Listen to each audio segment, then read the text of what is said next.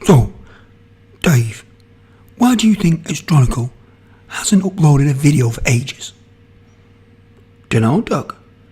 Perhaps he's been really busy with work and then was ill with something affecting his vocal cords. Hence, he couldn't make any videos. Could be that, I suppose.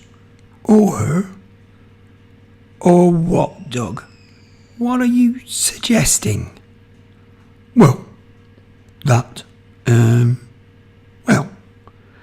he's been holidaying in Tahiti for the last few weeks on all his YouTube money. Doug, I've never heard anything so lewd. Hang on. Yeah, I bet you that's it. Let's see what he's got to say for himself. Bet he's got a tan. Bastard. Roll the titles.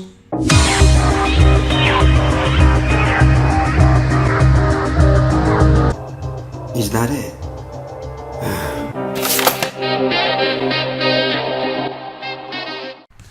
Hi and welcome to Astronomical. Apologies for my voice, it is a bit rough. It has been up and down for the last few weeks, which is why there's not been an upload for a while. But leaving that aside, in today's episode we're going to look at how to add amplified audio to your project. So rather than have a little piezo sounder in there, which is great for some projects because you can just connect it directly up to any sort of basic circuit, Arduino, whatever it might be, and it'll drive it. The sound quality and volume are leave a lot to be desired.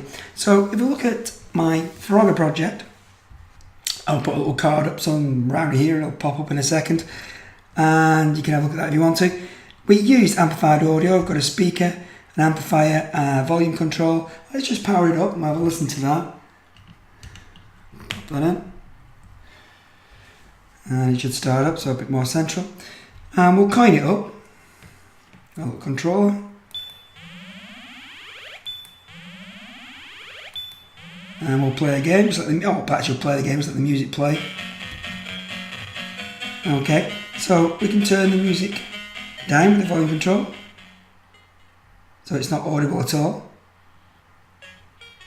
And we're going to do it up to quite a decent sound level.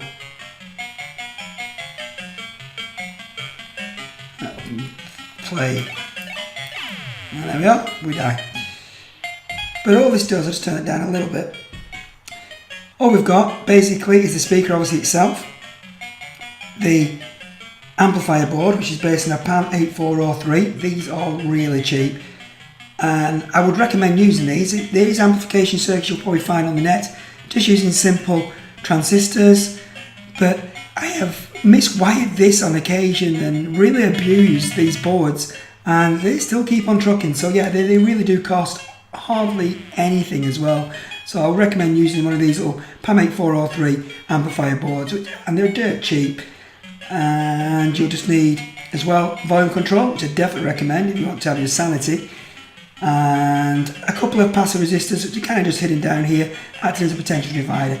We'll explain what you need to do and how you calculate these values as we go along. So we'll just unplug that so we don't go too mad. So as I said, you'll need, put that away over there, you'll need speakers. So they come in all sorts of shapes and sizes. I've got a couple here. Obviously we had a bigger one on the Frogger project. There's some tiny ones here, if I can just pull them apart. So on the back they usually have the markings on of what they are. If you can see, we can get the camera to sort of focus on that. So you can see it's 8 ohms or 0.5 watts. So you've got a resistance of the actual coil, resistance of the speaker, and you've got a power that the speaker can cope with. Otherwise, if you exceed that, you're likely to break it. So I've got 3 of those tiny ones. These are great for small spaces. And these are, let's have a look. So 3 watts, and you can't quite see what it is there, but if I look at the other one, you can see it's printed better on this one. And 4 ohms. And to drive these, we said, you have a little amplifier board. These, I think I bought it either as 4 or 5, I can't remember, it came on a strip, and it was, you know, if you're in English money, it was probably about £1 for 4 or 5, about $1 or so, again about €1 or so, half the price of a reasonable cup of coffee, and you get these boards. I can't remember if it came with the pins you need to solder in so you can plug it into your breadboard, But if you haven't get some pins, the header pins are coming dead handy. May have come with them, can't remember. It's well over a year since I actually purchased these. So what I have done, as usual, is I've written a web page, and that's going to go through everything that this YouTube video does as well. So let's have a quick look at that. Okay, so if you go along to www.xtronicle.com, you'll arrive here where I've written the article. Driving a speaker is the latest article. If obviously if you come to this video a little bit later on when I've written this, it could well have gone off the main page. If it has, then you can go to basics, audio, and go down there to driving a speaker. Click on there.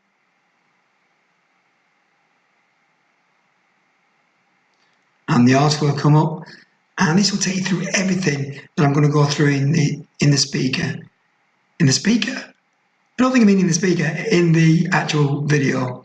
So the article's going to go through it, calculations, everything's there, what design considerations you need to look into, and what you need to do for your own particular individual project.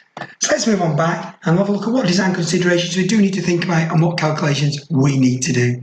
Okay, coming back. So as I said, there were or are several design considerations you need to think about when working with, well, any audio circuit, but we're going to concentrate obviously working with the PAM8403 chip here. One of the first things is the maximum input voltage you can supply to this on its input. Now the inputs are down here. I'll bring in these little circuits as well, and I'll bring this up to camera. So basically we've got two here, and it's just the same as that. So that's one circuit there. So we'll just bring one up, and we'll see if we can get the camera to just, yep, not do too bad a job of autofocus. So we've got stay steady autofocus. We've got a left input and a right input, and we've got a common in the middle. Generally, we'll just be tying that to ground. We've got the power in, 5 volts, and ground, and we've got two outputs, a left speaker output and a right speaker output. So whatever you put on left and ground here will appear on the plus and minus here, which can go off to one of your speakers. Whatever you put on the right will then, obviously with that ground, will go off to the plus and minus to your other speaker. Never, ever tie these together, the pluses together, or the minus to minus, or whatever combination you think you might want to. Don't. The data sheet is quite specific. Do not do that. You're going to melt this chip. I mean, I've never done that. I've made several errors when I've been wiring these up, as you do, but I've never fried it. But I've never actually connected it up in that particular wrong way. So one of the design considerations is, as I said, the maximum input voltage you can have going either to the left or the right input. It is 0.3 of a volt. That might seem quite low, but it's fine. We use those extra passive components, those resistors, to actually reduce our voltage down to a sensible level this chip is happy with. The next thing you want to think about is how much power, current, this actually can cope with. Now it's capable of driving basically a 4 ohm or above speaker at around about 5 volts, and that's a lot of current, that's a lot of juice. So basically these will take whatever you can throw at it on our sort of like electronics project. I'm going to recommend you go with an 8 ohm speaker, but 4 ohm, as long as your rest of your circuit is designed to cope with it, would be fine as well. And then you're going to look at the max power of your speaker. So as I said, we've got this speaker. Let's get so we can get it to focus again. There we go. So we've got these speakers. I'm not going to pull this one off here and now, but we had this one, 4 ohms, 3 watts, and then we had these small ones, which were 8 ohms, 0.5 watts of power. So you've got to think, what can actually go through this speaker? We've got to make sure that our circuit, when it's working at maximum volume, or what you expect the maximum to be, does not end up putting more power through these speakers, more than 3 watts. Otherwise, they're going to get hot, they're going to damage something, they're going to break. The other and last consideration is the overall power in your circuit. If you're trying to, even if the speaker's capable of doing it, whatever, if it has a 6 watt speaker, and these are capable of actually generating, coping with a lot of current, a lot of power, but can the rest of your circuit, if you're powering it from a USB of a computer, might be a problem. That's about 0.5 amp max on a good day with the wind going the right direction. Or you might have a power bank. Either way, these will tend to have a voltage drop whatever it might be, as you try and draw more current. So you've got to think about your overall circuit as well. And we're going to take you through how I calculated the values for the resistors and things here in order to make sure that we didn't exceed those limits on this circuit. And then I'm going to take you to, let's grab the other one, and just slide this stuff out of the way. Is that the right way up for this? Which is the right way up? I think it's that way. Yeah. So this is the Space Invaders circuit. I've already started adding on some of the components we'll need to amplify the sound, but basically before we did this, it was this and a little piezo sounder. I'll just see if we can actually power this up now so we can actually hear the amazing sound. So I know for a fact that the sound comes off that pin there. Let's check. Oh, we've definitely got focus. And that goes into ground, which will be sort of wherever the ground, probably over there. So we'll just power this up. And although I've wired some of this up, it should just be largely ignored. And we should hear some of the sound that comes out of the Space Invaders project. So let's just swap over the power connections and power this one up. I'll put a link up again in the top right to the Space Invaders project, which was done a long time ago. It's well over a year ago I worked on the Space Invaders project. And we'll see if we can actually just zoom in a little bit on that. Move that into center. And I say we've got a little sounder, a little piezo sounder there. It's a little bit out of focus. I don't think it's going to really grab the focus too well with that brightness on that screen, on the contrast. We'll probably use button starts it. Oh, there we go. So listen very carefully. I mean, it's not too bad. I can just... If you were fitting this into a tight space, piezo sounder would be fantastic. It would be just right for the job. Great skill, and there's the mothership going across. Great skill from me again in playing computer games. So yeah, we're going to then go through the calculations we need to actually add in this amplification circuit. As I said, I've started to build that. We're going to whip that out, which we could do now. Pull that out, throw that away, zoom back out. Okay, good. Very big Clive.com style of zooming in and out. So yeah, we've got this connected up and we're going to add in probably one of these speakers here. But we'll look at how we actually calculate the various values that I've already done here, but we're going to go through it on paper and see what I had to do to get this and to add some louder sound to this project. So without further ado, let's move on and look at how I did Frogger. So what I've got a printout of just the audio circuit of the Frogger project. This is basically ESP32 with its DAC DAC output coming down to these two resistors here, which are forming a potential divider. If you're unsure what they are, then I would suggest having a quick look on the internet. You will find there is a wealth of sources. This is one of the most basic, if not the most basic, of electronic arrangements that there is. Basically, it's going to divide, potential divider. There's a clue in the name. It's going to divide the voltage it's getting down here out that way. So it's going to reduce it. And then we send it to this bit, which is, just pull it off the actual Frogger project, which is our actual volume control, which is basically another one of these in a little nice handy package. You can see how that has a connection there, a connection there, and a connection in the middle. There you go, connection there. Turn that way a bit. Connection there, and the connection in the middle. It's just the same as a potential divider circuit, and that's basically what it is. But we can adjust it. We can basically adjust by turning the dial the values or the ratios of those resistors and alter the division. And that gives us our volume control. So that goes, then output of that then goes into our audio amplifier. So one of the first things I said, a consideration we need to do is how much power can your power supply to your project? What have you got powering your project? I tend to try and stick to within the computer sort of half amp range. I usually develop on a computer, it's plugged in. So I like to stick, if I can, to within that half amp or so. So let's just do some back of the envelope quick calculations. If we to use one of these little 4 ohm 3 watt speakers, then what sort of current is going to be going through that? As a basic, our voltage will be about 3.3 volts is what it's going to be. We've got an ESP32 3.3 volt based. We're going to tap off the 3.3 volts and we're going to supply it to the PAM8403.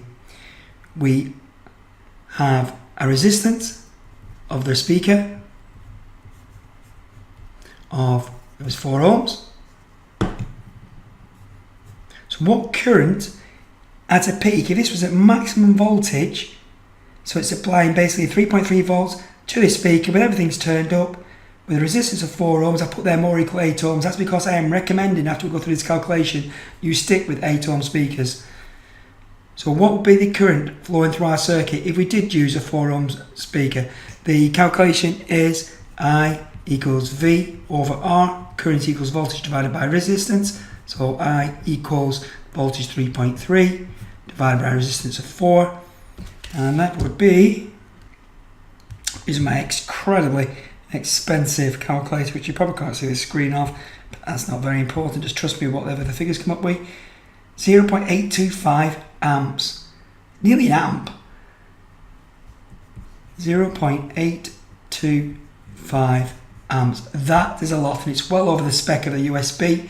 Even if you use one of these power banks that we've got here, it's likely to have some significant voltage drop, probably cause problems with your microprocessor, maybe some brownouts, just where the voltage drops too much, it'll reset and reset and reset. So let's have a look. What would happen if we changed it to what I'm recommending, an 8 ohm speaker, which we have some small 8 ohm speakers here. There are other considerations. We're just looking at the overall power supply, what sort of current your power supply can deliver at the moment on this one. So V equals, again, well, I equals V over R. I equals, the voltage is still 3.3, but now the resistance is 8. And we'll find that will then give a halving of that, which would be 0.4, rounding up, 0.41 amps. So quite high, but within spec of our USB, a little bit left over to power the rest of our circuits and screens or whatever else we need. So by using 8 ohm speaker, we are now fully in spec with what we expect we're going to need to supply from the actual power source itself. Our next consideration should be the speaker, because we've said, oh, 8 ohms is great. Well, okay, there's a 8 ohm, it's quite small, it's an 8 ohm speaker. There's a 4 ohm speaker, which would be basically saying, don't use. One says 3 watts, one says half a watt. We need to make sure that the power through these is not exceeded. Let's just move over a little bit to do a little power calculation here. So, power equals IV. So power equals current, we said it's going to be 0.41 times voltage of 3.3. Power equals, magic of super calculators again, 0.41 times, because I can't do that in my head, 1.353 watts. Far too many decimal places. 1.35 watts. Half a watt. Well over double what that's capable of. But well in this one. So this one we don't want because it's 4 ohms and we definitely need 8 ohms. But we can't use this one because it'll just not cope with that power. It'll overheat, get super hot and break relatively quickly. So that's gone. But ideally what we want then is 8 ohm and over 1.5 watts of power on there. So I haven't got any of them. I've ordered some, they're a bit late coming. What we can do, because I've got 2 of these, is wire 2 in series. So 2 of these in series will give me 8 ohms and 3 watts. So we can use them. And that's what I'll do. I'll solder them up off camera and we'll bring them in later. Now one thing, this is an absolute worst case scenario. This is when this is outputting a peak voltage of 3.3 volts and we've got that 8 ohm speaker on it. In reality, that peak voltage, because it's a waveform going, you know, like that very, very quickly at several kilohertz, perhaps, or at least around 1 to 20 kilohertz we're expecting for human speech and sounds. Its voltage is never constantly at a high value. So overall, you could push this envelope a lot more. Trying to calculate what your maximum is from an audio signal is incredibly difficult, and it's a science in itself, really. So I just go for the worst case scenario. What is it if it was at a max of that voltage all the time? What would it be? Stick with that. You're going to have a circuit last forever. It's not going to break, overheat, or you're not going to stress your components. So stick with those back of the envelope calculations and be fine. If you want anything else, a bit more to get more power without breaking your circuit, you're going to have to do a bit of research online. And believe me, it is a whole science to itself, is calculating that sort of thing when you talk about audio and varying audio signals. So the last thing we need to consider, so we've considered the current flowing through the overall circuit. We've considered the power of the speaker, which we've just done there. The next bit is this. Where is it? Let's put that on there. There's our little PAM8403. It has those inputs down here, like we said, the left, the common, and the right, with the left basically getting amplified to this channel, the right getting amplified to that channel, laid out exactly the same as what you'll see on here, like this. This has a maximum input range for either of these of 0.3 volts, which we said before. So we need to ensure that this does not exceed that limit. And this is where we'll start to do some calculations in here as well. So on this, we said that the maximum voltage out of this ESP32 is going to be 3.3 volts. No matter what happens, it's a DAC, so a digital analog converter, so it's going to be between 0 and that. We'll take our worst case scenario. So we've got 3.3 volts coming out of there. We need to make sure that that goes to, when that's at 3.3 volts, the maximum amount of here has to be 0.3. So we've got to calculate these ratios. Well, what we do, we basically look through our parts bin and pick something we've got that's handy for R1, and then run the calculation and find out what R2 should be, and Bob's your uncle. So let's just move that across here. Create a little bit of room for doing the calculation at this side. So in my parts bin, I'll generally pick out a 1K or a 10K resistor, something like that. So I'm going to go with a 10K resistor here. The calculation to calculate R2 is R2 equals whatever your R1 is times your voltage out, there's V out, divided by your voltage in, V in 3.3 volts, minus your voltage out again. So let's run them calculations through. So R2 equals R1, we decided is going to be 10K, 10,000 ohms, times your voltage out, 0.3, divided by your voltage in, 3.3, minus your voltage out, 0.3. So if we run those calculations through, we'll get a second line, or next line, sorry, of 10,000. You think I'd just be able to move the decimal point on here, wouldn't you? But on camera, I'll probably get it wrong in my head. So that's 10,000 times that is 3,000. Yep, should have really just done that. 3.3 minus 0.3, I can do that one. That'll be 3. So R2 equals 3,000 divided by 3. I can do that one too. 1,000 ohms, or 1 kilo ohm. So that needs to be a 1K resistor if that's a 10K resistor. Which you said we just picked 10K because we've got a comment that we've got loads in our parts bin. We don't want too much current to run from there to the ground. So imagine that's a series circuit going all the way to the ground. So we want some high values in there anyway, so that we're not stressing that out too much with too much current. We're only interested in voltage here, not current. So 10K is a good start. Then you get to calculate that 1K, and that will mean at 3.3 volts, that will not exceed, that's the maximum that can do, that will only be 0.3 of a volt. And we could connect that, if we wanted to, straight into there, ignoring this, and then we just won't have a volume control. It would just be going straight to maximum volume.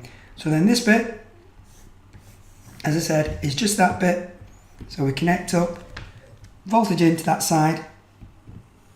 We can hold this correctly. Probably not.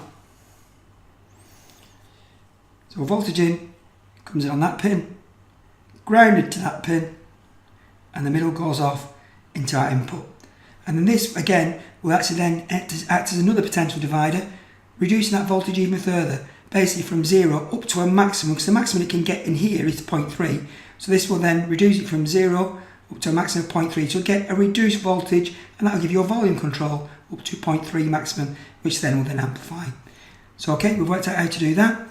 And that is the Frogger circuit completed. That's what I did. I got a 10K, I got a 1K, I plugged that in, and it all went.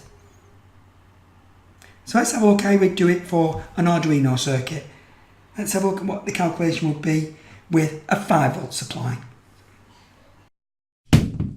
So this is exactly the same circuit, just the same printout as the previous one. So the same audio amplification circuit in Frogger as in Space Invaders, sorry, as it was in Frogger. And this is basically the same circuit you'll always be using if you follow this design. So I went through some calculations there, which we're going to do again here. But on the Arduino, if we start up there, the voltage we've got available is 5 volts. So how does that change some of these calculations? Well, the first one we made on Frogger was to make sure that we weren't drawing too much current. And we were, even with the 3.3 voltage. So we're definitely going to be drawing too much if it's 5 volts divided by the 4 ohms there. So yeah, like we've said, just use an 8 ohm speaker. So we're going for an 8 ohm speaker. Let's see what current that will actually pull through. So the current would be, so I equals V over R. So I equals 5 volts divided by the 8 ohms. And we're probably still going to be pushing it a little bit. So 0.625 amps. That's exceeding my usual limit of 500 milliamps. So we'll have to see what we can do about that. I want to get that reduced down to about 400, which means basically we need to get that final output voltage reduced as well. What can we do? We want that to be, shall we say, 400 milliamps. It seems a nice number. So if we just go across here, we can do that. We know that we want it to be 400 milliamps, 0.4 of an amp. So we know what that one's going to be. We know we're going to use an 8 ohm speaker. We just need to know what the maximum voltage we should be supplying up here is. So rearranging that equation, because we now want to calculate the voltage. Well, V equals IR, doesn't it? Is the classic. V equals the current. We want it to be 0.4 amps max times the resistance of 8, which, put it into my calculator again, which, believe me, I can do that in my head. That's no problem. He says 4 times 8, 32. Move the decimal point, but anyway, calculator's made for me. 3.2 volts is the max. Very similar to the other circuit, obviously, because we're very similar values. We want a maximum of 3.2 or thereabouts, 3 volts, whatever. 3.2 volts coming out of that, which means we have to reduce its amplification, which means reducing the values we need here. But we've got our final voltage that we want out there. We can do that. We can make sure we don't exceed that by just doing some rough calculations. So we also talked about power, and this is a speaker consideration. Well, we're going to use the same speaker. We're going to use a couple of these tied together to give 8 ohms. They have a maximum power of 3 watts. We're going to be well within, as we saw there, 0.41 amps, same again, 0.4, whatever. It's going to be well within, so don't need to repeat that calculation, that's fine. We just need to work on these values down here to make sure that we don't exceed 3.2 volts there.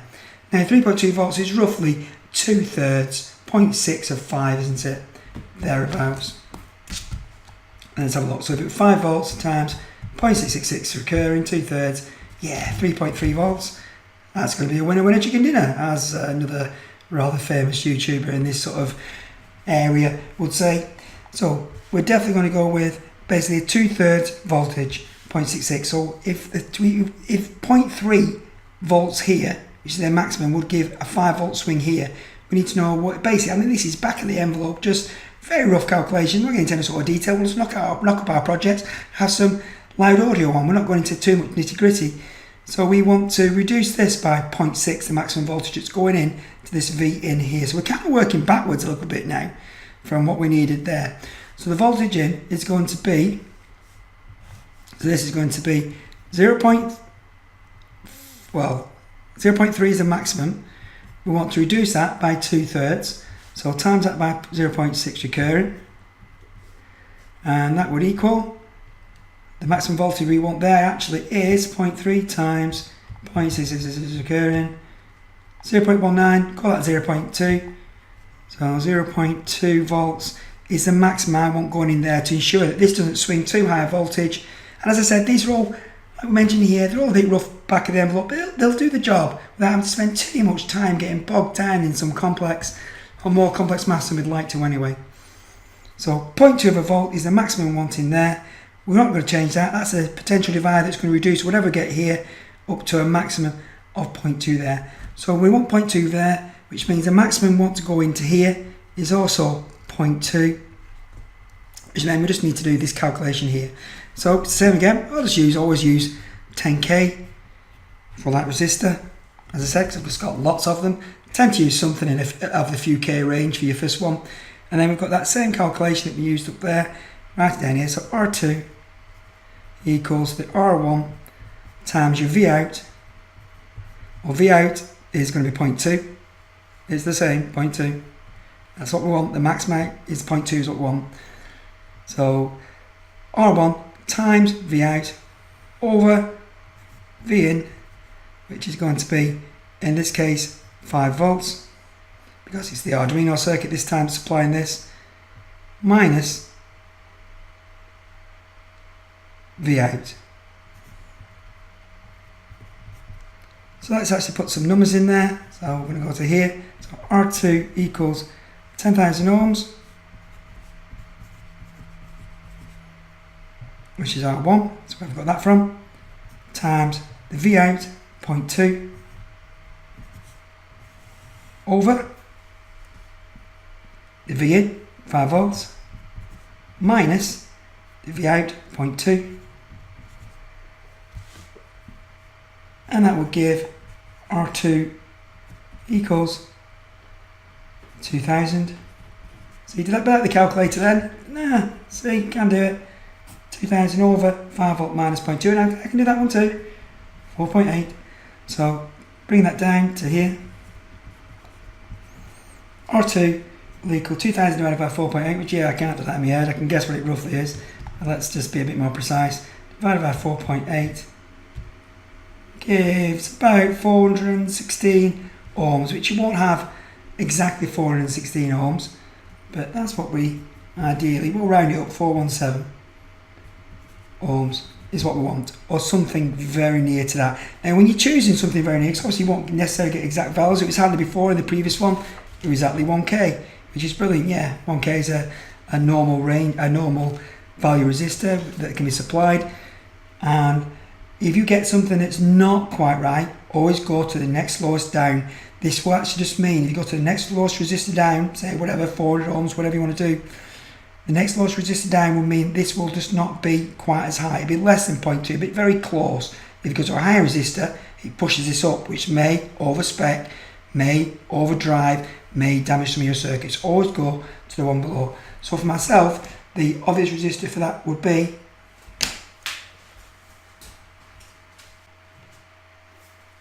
and I'm literally just gone to my little resistor parts bin, parts box of resistors and various things. So what ranges I've actually got. So I'm looking for something near to 417 ohms. What have I got? So I've got 470, which is a bit high, or I've got some 390s. So I'm going to go with a 390. So the nearest I've got to that is 390 in my parts bin, and that will reduce that a little bit. That'll be fine. So I'm going to go to thereabouts 390 ohms is what I'm going to put in there. Put all that together. I'll not stress the components. I'll have a decent voltage out. So with the magic of a YouTube jump cut, I have finished that off. So that was the circuit. Let's move this other circuit out of the way. Can't get it all in shot very well at the moment. Calculator out of the way. those are the calculations we made. And we'll go through the actual circuit. We've got our two speakers wired together in series, so I've got 8 ohms. The the input to those speakers is coming from the PAM. Maybe we can have this just, yeah, do that. So the left and right outputs are, here, one going to this side of the speaker, and the other side of the speaker is getting the other return. So we've got them wired up just like that, like it's an 8 ohm speaker. The input is here on this orange wire, going to the middle of that potentiometer like I mentioned earlier, there, so that's going into there. One of that part's that potentiometer going to ground, that's that one. The other part is being fed from this potential divider, so let's follow that round. So that wire, rat's nest, goes to there. We've got 2 resistors, top one, brown, black, orange, 10k resistor. This one, which you can barely see, it's hidden away there, little tiny fella, is that 390 ohm resistor that I had handily in my parts bin. And then that feeds back on the other side, there we go, of that 10k to this long yellow wire to the output of my pin that I was using to actually do the sound on the Arduino. So let's power it all up and see if it does a puff of smoke, which will be rather impressive. I haven't actually tested this. I'd started wiring up and not finished it earlier then because the speakers weren't ready. So let's pop it in. Bit of a hiss from the speakers. We've got a screen. Let's set the volume to about halfway. Let's power it up. Excuse me. Sounds okay, let's turn it up. Let's have a go. Died right away. See if we can get the mothership on. See, the sound is much, much better. See if we can shoot the mothership if it comes on.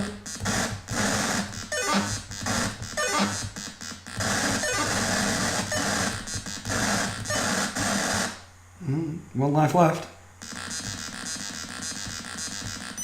There it is. Yeah.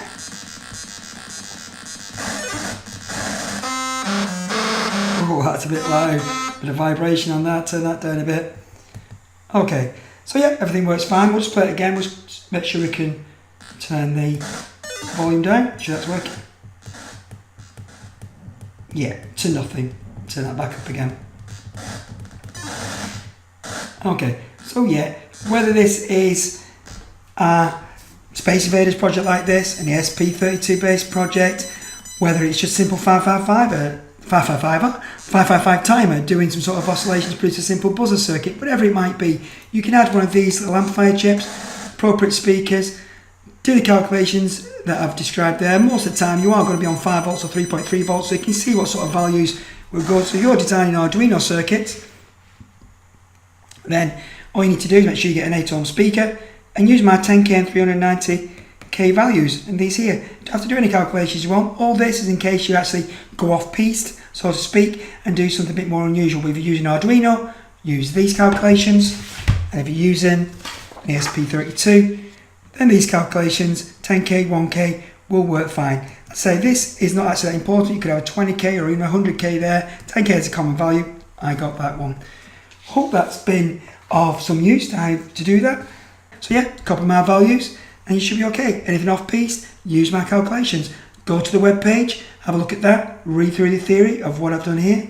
Because if you don't, if you overstress your circuit, these will probably brown out, means the voltage drops, can't supply it, or the speakers will melt and overheat, or something else probably going to set fire in a rather, hopefully dramatic way. That's probably what we'd want. But that's it for now. Hopefully I get another episode out quick. Soonish, and my voice can hold up. As you probably heard throughout this video, it is not holding up brilliantly. So until next time, see you later. So if you like that video, hit that like button. If you want to see more, hit that subscribe button. And the notification bell, make sure you get all the videos. And if you're that kind of sharing person, hit that sharing button. For a bit of laziness, if you're not subscribed, look at the arrow, click on that icon, and it'll subscribe you. I haven't even scrolled down or anything like that. Is that it for this outro now? Yeah, I think so. Good.